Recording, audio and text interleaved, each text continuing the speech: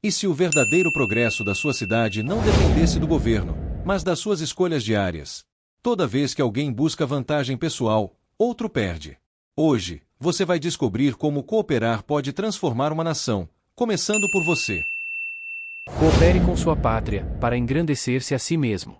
A nação é a reunião de todos nós.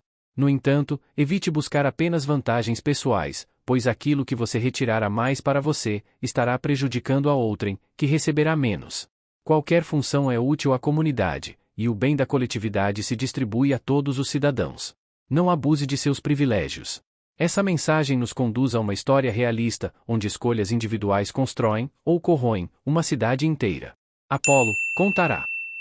Naquela cidade, os muros falavam mais alto que as pessoas. Não por pichações, mas pelo silêncio. Um silêncio espesso, que se acumulava nas portas metálicas abaixadas, nos galpões vazios cobertos de poeira e nos olhares cansados de quem já tentou por vezes, e não tentou de novo. As ruas ainda estavam ali, os prédios também, mas o espírito da cidade havia se retraído. Cresceu em tamanho, mas encolhera em coragem. Pequenos comércios fechavam um a um. Oficinas, mercearias, marcenarias, confecções. Negócios familiares que atravessaram gerações sucumbiam não por falta de trabalho, mas por falta de fôlego. Incentivos públicos eram sempre anunciados, raramente alcançavam quem realmente precisava. Pareciam circular no mesmo eixo, grandes grupos, mesmos sobrenomes, mesmas promessas recicladas. Para o empreendedor local, a mensagem era clara, ainda que nunca dita em voz alta: isso não é para você. Foi nesse cenário que Elias surgiu. Elias não chegou como líder. Não se apresentou como salvador. Não gritava slogans nem levantava bandeiras. Caminhava. Observava. Sentava-se em bancos de praça, em cadeiras de plástico nas calçadas, em fundos improvisados de lojas quase vazias. Escutava mais do que falava. Jovem, urbano, atento. Filho de um mecânico e de uma costureira, aprendeu cedo que dignidade nasce do trabalho, mas só floresce quando existe oportunidade real. O que o incomodava não era a pobreza em si, mas a indiferença organizada. Um sistema que parecia funcionar muito bem, desde que ninguém de fora tentasse entrar. Enquanto muitos reclamavam nas redes sociais, Elias frequentava lugares esquecidos. Conselhos municipais esvaziados. Audiências públicas com mais cadeiras do que pessoas. Reuniões técnicas realizadas em horários improváveis, quase como se não quisessem público. Levava dados simples, mas vivos. Histórias com nomes, rostos e endereços. Mostrava que pequenos empreendedores não pediam favores, pediam condições. Defendia algo direto: formação prática, crédito justo e menos burocracia predatória. Nada além disso. Nada aquém disso. Não era ingênuo. Sabia que interesses maiores resistiriam. E resistiram. Chamaram-no de sonhador. Alguns, de oportunista. Outros diziam que ele queria aparecer, que aquilo era só um trampolim político mal disfarçado. Elias ouvia tudo com uma serenidade quase desconcertante. Não respondia com ataques. Respondia com propostas. Não disputava narrativa. Construía caminhos.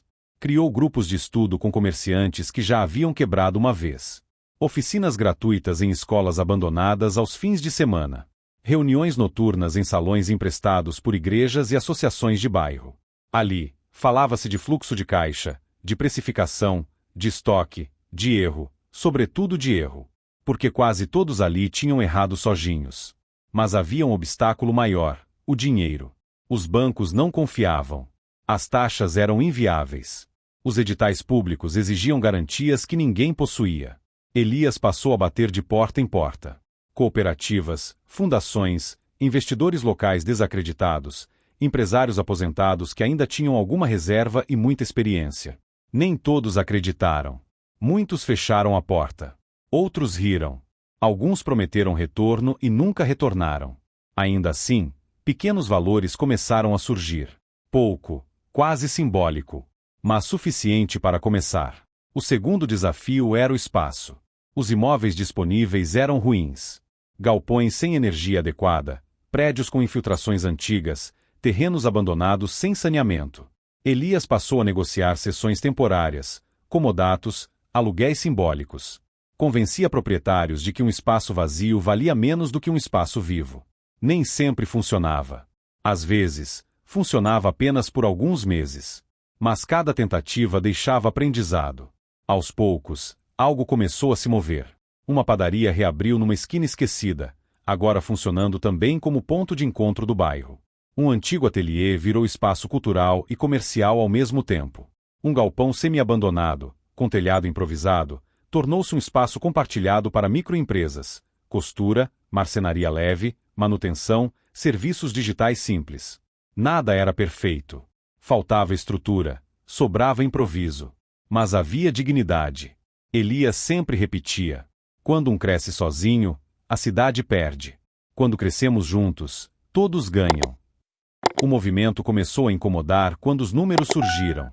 Não em relatórios sofisticados, mas, na prática. Menos desemprego nos bairros periféricos. Menos vandalismo. Mais circulação econômica local. Gente voltando a abrir a porta pela manhã. Crianças vendo os pais trabalharem de novo. O que antes era tratado como utopia passou a virar estatística. A resistência institucional aumentou. Fiscalizações excessivas. Exigências repentinas. Tentativas sutis de deslegitimar o movimento. Elias sentiu o peso. Houve noites em que pensou em desistir. Momentos em que o cansaço parecia maior que o propósito. Mas algo sustentava: as pessoas. Aqueles que haviam voltado a acreditar. Quando o governo finalmente percebeu que ignorar aquele movimento teria custo político, o convite veio. Não com entusiasmo, mas com cautela. Elias foi chamado para apresentar o projeto em uma sessão oficial. Muitos esperavam um discurso inflamado. Ele levou gráficos simples, fotos, depoimentos curtos. Falou pouco. Mostrou resultados. Repetiu que não queria cargos. Queria estrutura. O impensável aconteceu. Criou-se uma Secretaria Especial de Desenvolvimento Empreendedor Local. Um órgão pequeno, técnico, com foco em capacitação prática, microcrédito responsável e simplificação real de processos. Elias recusou privilégios.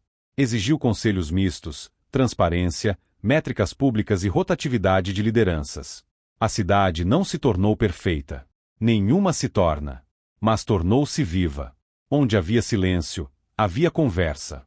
Onde havia portas fechadas, havia movimento. Onde havia desistência, havia tentativa. Elias ensinou algo simples e profundo.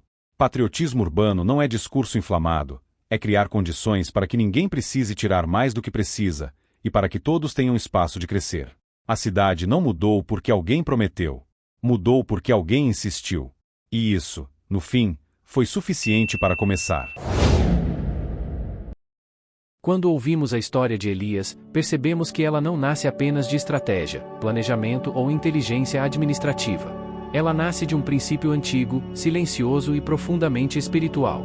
A Escritura nunca tratou a comunidade como um ajuntamento casual de indivíduos, mas como um corpo vivo, interdependente, onde o excesso de um compromete a saúde de todos. Onde a falta de um enfraquece o conjunto inteiro. A primeira passagem nos conduz a 1 Coríntios capítulo 12, versículo 12, quando o apóstolo Paulo ensina que o corpo é um, mas possui muitos membros. Cada parte tem sua função, seu tempo e sua dignidade. Nenhuma é supérflua. Nenhuma existe apenas para servir outra indefinidamente. Quando uma parte sofre, todo o corpo sente. Quando uma parte é ignorada, o corpo perde eficiência e equilíbrio. Assim como na cidade de Elias, quando um pequeno empreendedor é sufocado, não é apenas um negócio que fecha, é uma artéria econômica que se rompe. Deus não celebra privilégios abusivos nem concentrações desmedidas, mas o equilíbrio funcional que permite vida e movimento. A segunda passagem nos leva a Provérbios capítulo 11, versículo 1. Balança enganosa é abominação para o Senhor, mas o peso justo é o seu prazer. Aqui aprendemos algo essencial. Sistemas injustos não precisam ser ilegais para serem moralmente corrompidos. Quando regras favorecem sempre os mesmos, quando o acesso é bloqueado por exigências desproporcionais, cria-se uma balança distorcida. Elias não lutou contra pessoas, nem contra instituições em si. Ele confrontou pesos adulterados. Buscou justiça prática, cotidiana, concreta, não discursos inflamados nem slogans vazios. Por fim, recordamos Jeremias capítulo 29, versículo 7, quando o profeta diz: E procurai a paz da cidade, para onde vos fiz transportar, e orai por ela ao Senhor, porque na sua paz vós tereis paz. Isto orienta o povo a buscar a paz da cidade onde vive, porque na paz dela estaria a própria paz deles. Essa é a síntese da história. Elias prosperou porque decidiu cooperar, não competir de forma predatória. A cidade prosperou porque alguém recusou explorar vantagens pessoais em detrimento do coletivo. Ele entendeu que crescimento verdadeiro não acontece contra a cidade, mas junto com ela. Essas passagens não são frases religiosas para efeito emocional. São fundamentos espirituais e sociais para uma sociedade funcional, saudável e sustentável. No próximo quadro, Apolo nos conduzirá à reflexão mais íntima: como aplicar esses princípios à nossa vida diária, às nossas escolhas e à forma como participamos da cidade onde Deus nos plantou. A história de Elias nos confronta de maneira serena, porém firme. Ela não acusa, não expõe dedos, não constrange. Ainda assim, nos obriga a fazer uma pergunta inevitável: em que medida nossas escolhas contribuem, de fato, para o bem comum? Vivemos em uma cultura que frequentemente confunde esperteza com sabedoria, vantagem momentânea com inteligência estratégica, lucro imediato com prosperidade duradoura. Elias nos lembra que nem tudo que gera ganho constrói futuro. Empreender, à luz dessa história, não é apenas abrir empresas, registrar CNPJs ou alcançar faturamento. Empreender é assumir responsabilidade. É compreender que cada decisão, mesmo a menor, ecoa além do próprio bolso. Ela alcança famílias, bairros, cidades inteiras. Elias não rejeitou o sucesso individual, ele apenas recusou que esse sucesso existisse à custa do fracasso coletivo. E nisso a maturidade espiritual. A consciência de propósito. A Bíblia jamais condenou o crescimento. Pelo contrário, ela o incentiva quando nasce do trabalho honesto, da justiça e da boa administração. O que a Escritura confronta é o crescimento que se alimenta da exploração, do desequilíbrio e da vantagem desproporcional. Quando ajustamos nossos projetos à ética, algo muda internamente. Dormimos melhor. Decidimos com mais clareza. Construímos não apenas resultados, mas legado. E legado é aquilo que permanece quando o lucro já foi gasto. Se este conteúdo está fazendo sentido para você, considere curtir este vídeo. Esse gesto simples nos ajuda a continuar levando reflexões profundas a mais pessoas. Inscreva-se no canal, ative o sininho e caminhe conosco. Seus comentários não são apenas métricas, eles nos orientam, nos desafiam e fortalecem esta comunidade que pensa, constrói e cresce junta. Voltando à reflexão, percebemos que cidades não fracassam apenas por corrupção institucional, mas também por omissão cotidiana, por pequenas concessões morais, por silêncios repetidos. Cada um de nós ocupa uma função útil dentro do corpo social. Quando ignoramos isso, abrimos espaço para desequilíbrios. Quando respeitamos essa função, a prosperidade deixa de ser privilégio e passa a ser consequência natural. Elias nos ensina que não basta reclamar do sistema. É preciso agir dentro dele com consciência, coragem e coerência.